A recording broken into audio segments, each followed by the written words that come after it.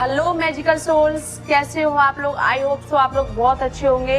और आज की वीडियो आपके भक्ति से रिलेटेड है कि आप आज तक किसकी पूजा करते आए हो। शायद हमें आज तक किसी ने नहीं बताया, लेकिन आज इस वीडियो के माध्यम से मैं आपको बताना चाहूंगी कि हम आज तक किसकी पूजा करते आए हैं और हमें किसकी पूजा करनी चाहिए। तो लास्ट तक बने रहिएगा मेरी वीडियो के साथ। क्या आपने कभी सोचा है? अगर नहीं सोचा है तो आज की वीडियो आपको सोचने पे जरूर मजबूर करेगी। हम सभी राम के नाम को बुलाते हैं, हम सभी राधे राधे पुकारते हैं, हम सभी कृष्ण को भी पुकारते हैं। तो क्या सच में हम इन्हें ही पुकार रहे होते हैं या उनके शरीर को पुकार रहे होते हैं जो हजारों साल पहले इस धरती पे आए हुए थे? नहीं ना। तो हम आखिरकार पुकार किसे रहे हैं? क्योंकि शरीर तो एक दिन मिट्टी में मिल जाता है, तो हम सब पुकार किसे रहे हैं? सवाल बड़ा यहाँ खड़ा होता है। तो चलिए आइए समझते हैं। ये हमारी बॉडी है, ये हमारी सोल है, ठीक है? ये सोल, ये बॉडी। बहुत ही सिंपल तरीके से समझाती हूँ। अगर इसके में सोल आ जाए, आत्मा आ जाए, तो हम सब इसको प्यार करने लगते हैं, ठीक है? पहले हम उसका गर्भ में आने का इंतजार करते हैं, 9 महीने तक वेट करते हैं, फिर उसके हम बाहर आने का इंतजार करते हैं। जैसे वो बाहर आता है हम कितना उसे लाड प्यार से भर देते हैं, उसके पूरे लाइफ को, पूरी जिंदगी को। लेकिन जैसे ही उसके बॉडी में से सोल निकल जाती है, लाइट निकल जाती है, हम तुरंत उससे घृणा करने लगते हैं कि लेके चलो, टाइम ओवर हो रहा है। हम सब यही बोलते हैं ना। जैसी सोल निकली तुरंत हमने क्या बोला? लेके चलो। तो इससे तो यही समझ में आ रहा है कि हम बॉडी से नहीं प्यार कर रहे हैं, हम डायरेक्टली सोल से प्यार कर रहे हैं, उस चेतना से प्यार कर रहे हैं जो उस वक्त उस प्राणी के अंदर गर्भावस्था में आई थी, और जब उसने छोड़ा तो वहां से वो निकल गई। तो आपने इस बॉडी को भी नकार दिया कि इस बॉडी को लेके जाओ, ये हमारी नहीं है। तो समझने वाली बात यहाँ पे ये है कि एक्चुअल हम सोल से प्यार कर रहे हैं, बॉडी से नहीं। लास्ट तक बने रहिएगा वीडियो में, और ज्यादा गहरी समझ में आज आपको देने वाली हूँ कि एक्चुअल हम पुकार किसे रहे हैं। और समझने वाली बात ये है यहाँ पे कि हम किसी शरीर को नहीं पूज रहे हैं, हम चेतना को पूज रहे हैं, जो राम में भी थी, जो चेतना कृष्ण में भी थी, जो चेतना राधा और सीता में भी थी, वही चेतना हमारे अंदर भी है। अब समझने वाली बात ये है यहाँ पे कि जब कृष्ण आए होंगे, हम सब ने सुना है उनकी लीलाओं के अंदर कि कृष्ण ने भी अपने शरीर को छोड़ा था। जब उनके पैरों में तीर लगा था तो वो भी अपने बैकुंठ धाम पे चले गए थे अपने शरीर को छोड़कर। यही हमने भी सुना है, हमने राम का भी सुना है कि राम भी अपने शरीर को छोड़कर चले गए थे, सीता मैया भी अपने शरीर को छोड़ के धरती में समा गई थी। हम सब ने ये सुना है। तो सिंपल सी बात है कि जब उन्होंने अपने शरीर को छोड़ा तो सिंपल है, तो कहीं ना कहीं उनका शरीर भी विलीन हुआ होगा किसी ना किसी जगह पे, तो है ना। लेकिन जो निकल के बाहर गई वो क्या होगी? वो एक सोल ही तो होगी ना, जिसकी हमने अब तक हम पूजा करते आ रहे हैं। तो अब तक हम उस सोल की ही पूजा करते आ रहे हैं, उस शरीर की पूजा नहीं कर रहे हैं। और वही सोल मेरे अंदर भी है, आप मुझे जहां से भी देख रहे हैं आपके अंदर भी है। तो जो हम पूजा कर रहे हैं, हम उस सोल की पूजा कर रहे हैं, ना कि हम किसी शरीर की पूजा कर रहे हैं। आज के टाइम पे हमने केवल भगवान को एक शरीर के रूप में बना दिया है कि एक शरीर का ढांचा है, मुरली पकड़कर खड़े हुए हैं। एक्चुअल हम उस मुरलीधारी को नहीं पुकार रहे हैं, हम उसकी सोल को पुकारते हैं, और सोल डायरेक्ट यूनिवर्स से कनेक्ट होती है। इस चीज को हमेशा ध्यान रखिएगा। चलिए अभी मैं इसको और सिंपलीफाई करती हूँ और इजी वे में आपको समझाने की कोशिश करती हूँ। क्या है वो इजी वे?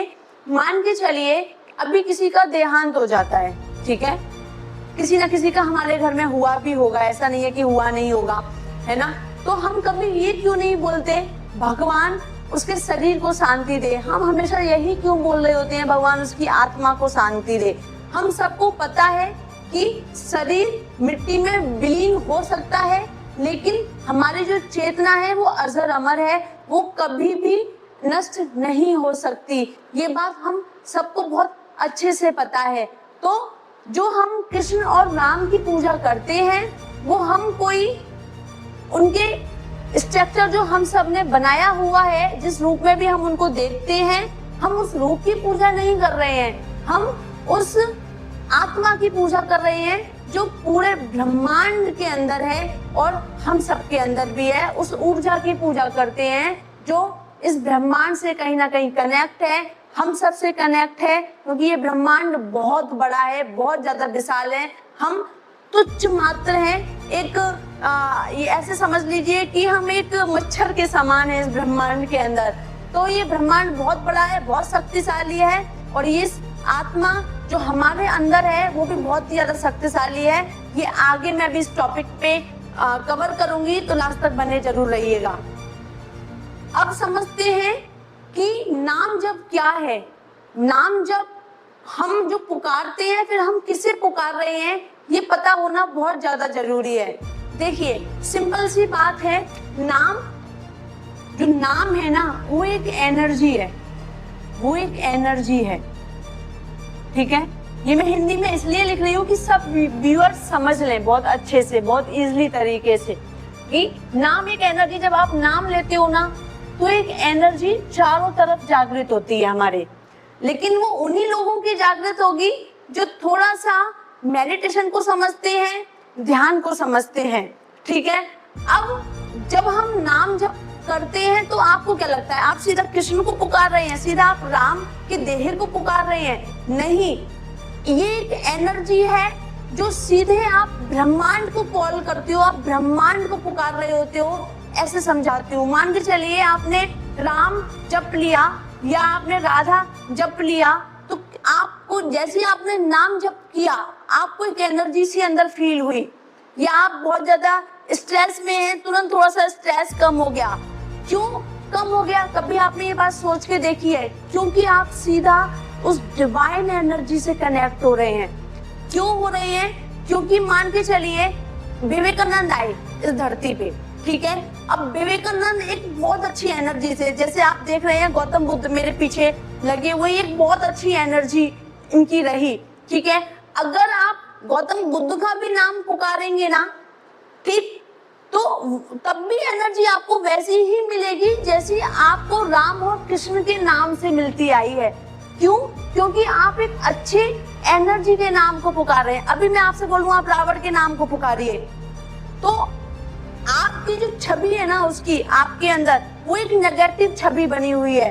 एक्चुअल हम पॉजिटिव छवि वाले लोगों को पुकारना ज्यादा पसंद करते हैं नेगेटिव एनर्जी वाले के थ्रू। तो हम अगर मैं आपको बोलूं कंस नाम पुकारो, अभी आपको बोलूं मैं दुर्योधन नाम पुकारो, तो आपके मन में एक नेगेटिव छवि आ जाएगी, तो वो एनर्जी आप उसको फील ही नहीं कर पाओगे। जब आप राधा नाम पुकारते हो, जब आप राम नाम पुकारते हो, जैसे मान के चलो आप राम के नाम को पुकार ले, तो आपके अंदर दया आ गई है ना, आपके अंदर करुणा आ गया, आपके अंदर मर्यादा आ गई, क्योंकि हमने उनकी छवि को अपने मन में अच्छा बनाया हुआ है कहीं ना कहीं। तो सिंपल सी बात ये है, जब आप उनके नाम को पुकारते हो तो सीधा आप उनके सोल को पुकार रहे होते हो जो बहुत अच्छा काम करके इस धरती पे गई है, और सीधा आप उस डिवाइन एनर्जी से कनेक्ट करते हो, इसलिए वो एकदम से एनर्जी आपके शरीर में दौड़ रही होती है, आपको एनर्जेटिक फील करा रही होती है। आई होप सो आपको ये बात समझ में आ रही हो। जब भी आप नाम जप करें तो सिंपल सी बात समझना कि हम एक एनर्जी को पुकार रहे हैं। अब आपके मन में एक क्वेश्चन जागृत हुआ होगा, तो मैम यूनिवर्स और प्रकृति के साथ जुड़ाव कैसे करें?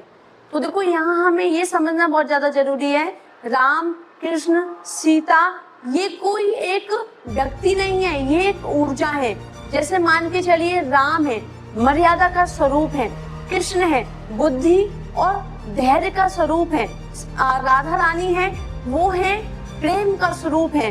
तो आप सोच के देखिए यही चीज तो ब्रह्मांड में भी है ना।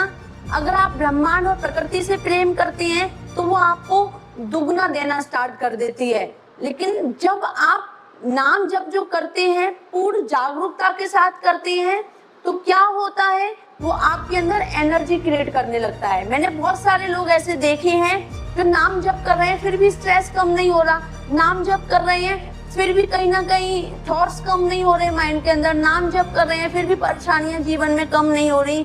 क्यों नहीं हो रही हैं? क्योंकि आप पूर्ण जागरूकता के साथ नहीं कर रहे हैं। आप नाम जप आपने एक आदत बना लिया है, जो लोग करते आ रहे हैं वही आप करते आ रहे हैं, जो आपको बाबा हैं जो बताते आ रहे हैं, जो हमारे गुरु जो आप जिसको भी गुरु मानते हैं, जो भी आप बाबाओं को सुनते हैं, जो आपको जो बताते आ रहे हैं, आप उनको देखते आ रहे हैं, आप उनको सुनते आ रहे हैं, या आप अपनी परंपराओं को निभाते आ रहे हैं। आपके बुजुर्गों ने जो आपको बता दिया है वो आप फॉलो करते आ रहे हैं। आपने अपना कभी दिमाग लगाया ही नहीं, अपने दिमाग का इस्तेमाल किया ही नहीं कभी, तो जो आपको बता दिया गया है वही आप फॉलो करते आ रहे हो। मान के चलिए किसी ने आपको बोला नाम जप किया करो, ठीक है, तो आप नाम जप कर रहे हो, डेली कर रहे हो। आपने एक आजकल वो चल गया है ना पहनने वाला नाम जप।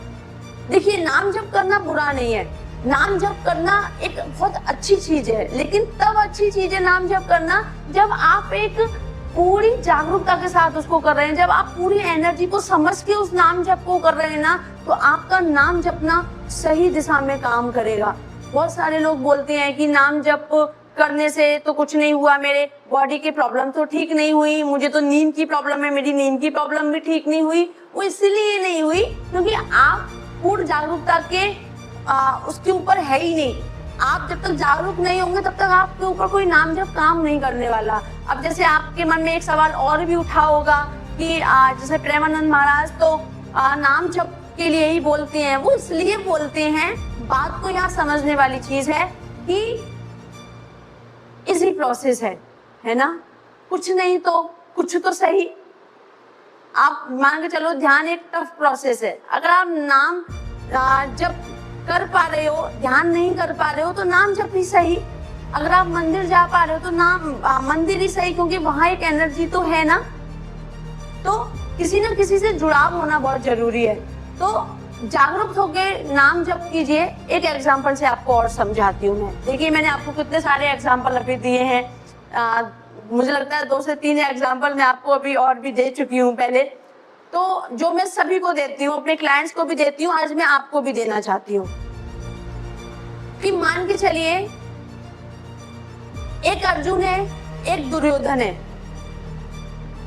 भगवान हर टाइम दुर्योधन के भी साथ थे और भगवान हर टाइम अर्जुन के भी साथ थे, ठीक।